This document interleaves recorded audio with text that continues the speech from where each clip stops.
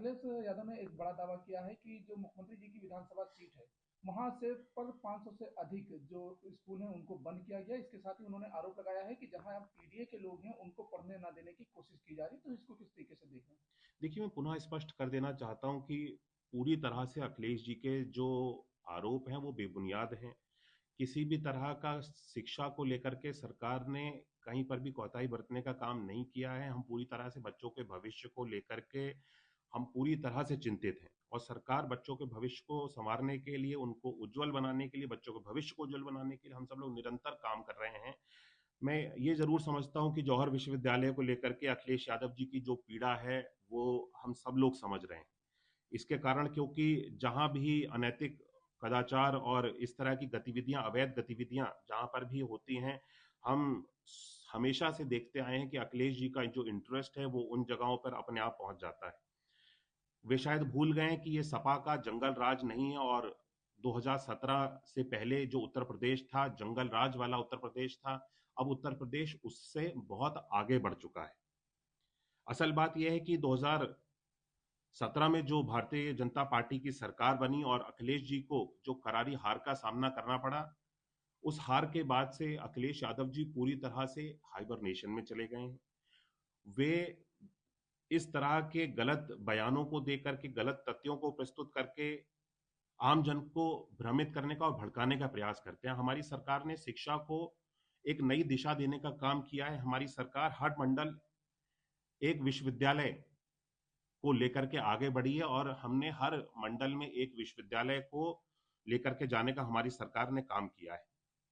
इनके शासनकाल की अगर मैं अखिलेश जी की बात करूं तो शिक्षा का स्तर किस तरह का था और बच्चों का भविष्य कितना सुरक्षित था, यह हम में से किसी भी व्यक्ति से छुपा नहीं है। स्कूलों का पूरी तरह से एक नकल के अड्डे के रूप में बना करके इनके समय में रख दिया गया था।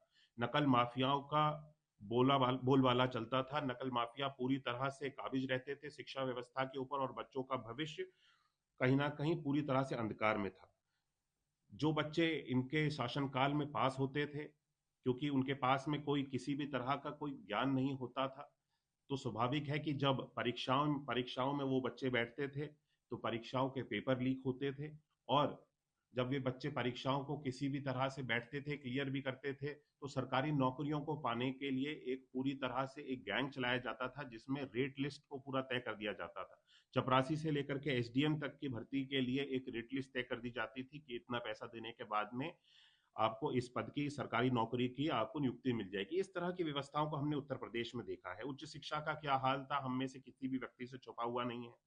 कॉलेज को, यूनिवर्सिटी को गुंडे माफियाओं का अड्डा बना करके रख दिया गया था। आए दिन वहां पे गोलियां चलती थी, गिरफ्तारियां होती थी और मौत हो जाती थी लोगों की। ये सारी चीजें उत्तर प्रदेश में हम सभी लोगों ने देखी हैं। अखिलेश जी तो मुझे लगता है कि अब उनको नींद से जाने का उनके नींद से जागने का समय आ गया है। वर्तमान में उत्तर प्रदेश 2017 से पहले उत्तर प्रदेश में कोई भी यूनिवर्सिटी, अगर मैं नैक एग्रेडेशन की बात करूं, तो ए प्लस प्लस पे कोई भी विश्वविद्यालय उत्तर प्रदेश का नहीं था। मैं बताना चाहता हूं कि वर्तमान में उत्तर प्रदेश में 18 विश्वविद्यालय नैक द्वारा उत्कृष्ट श्रेणी में मान्यता प्राप्त हैं। नैक की अंतर्गत ए प्लस प्लस श्रेणी के अंतर्गत अभी 9 विश्वविद्यालय हैं। 4 विश्वविद्यालय ए प्लस और 5 विश्वविद्यालय हैं जो एक श्रेणी के अंतर्गत अभी वर्तमान में है। युवाओं को बरगला करके उनको गलत रास्ते पर लेकर के जाने का काम, उनको भड़काने का काम और सड़कों पे ला करके उनको आंदोलित करवाने का समाजवादी पार्टी का एक पुराना इतिहास रहा है।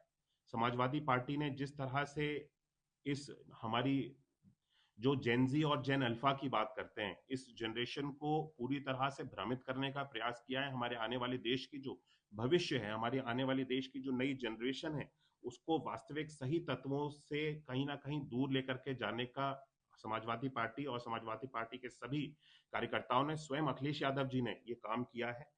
ये आज की भारतीय जनता पार्टी है।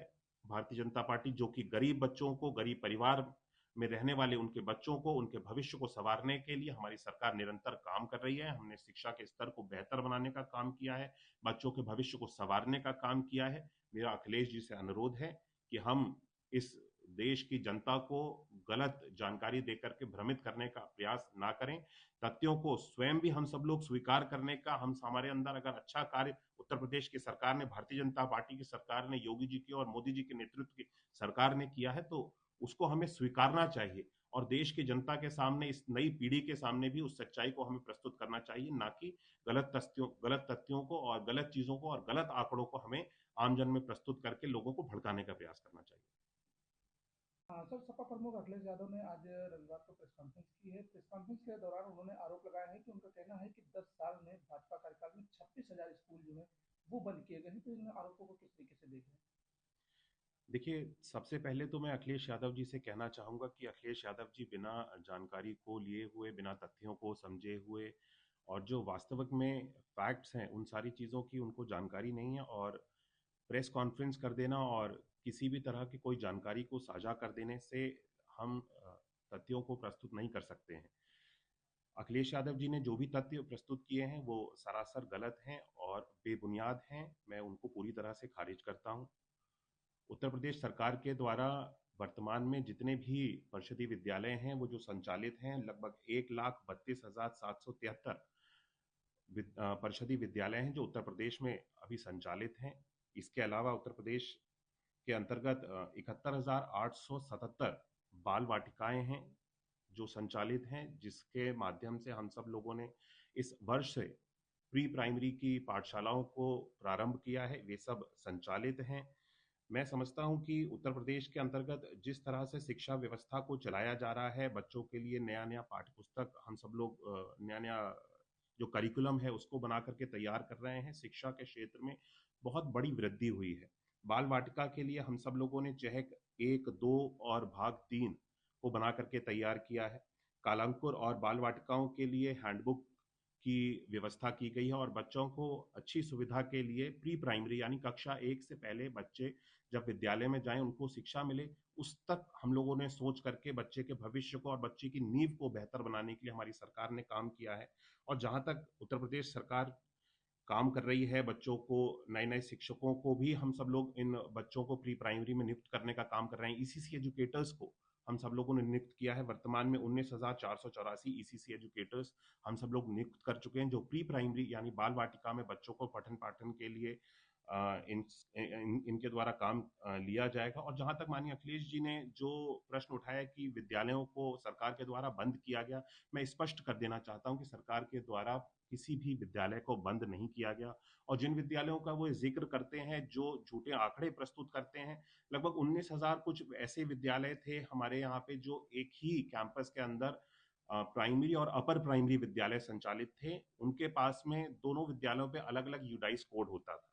उन विद्यालयों को जो एक ही विद्यालय में 1 से 5 तक का अलग विद्यालय और 6 से लेकर के 8 तक का अलग विद्यालय एक ही प्रांगण में संचालित हो रहा था, उनको हमारी सरकार ने ऐसे लगभग 19,000 कुछ विद्यालय थे जिनको हमारी सरकार ने मर्ज किया। उसके बाद इनका यूडाइस कोड एक हो गया। तो इसको हम ये नहीं कहेंगे कि कोई विद्यालय बंद कर दिया गया, किसी भी छात्र के ऊपर वहाँ पे उसकी पढ़ाई के ऊपर किसी भी तरह का प्रभाव नहीं पड़ा, बल्कि उसको संचालन करने में, विद्यालय का संचालन करने में इससे आसानी होगी। उन विद्यालयों को एक किया गया जिससे एक ही कैंपस में जो एक ही बाउंड्री को शेयर करने वाले विद्यालय थे, उसको हम लोगों ने मर्ज किया है। इसके साथ-साथ मैं पूरी चीज़ों को स्पष्ट कर देना चाहता हूँ।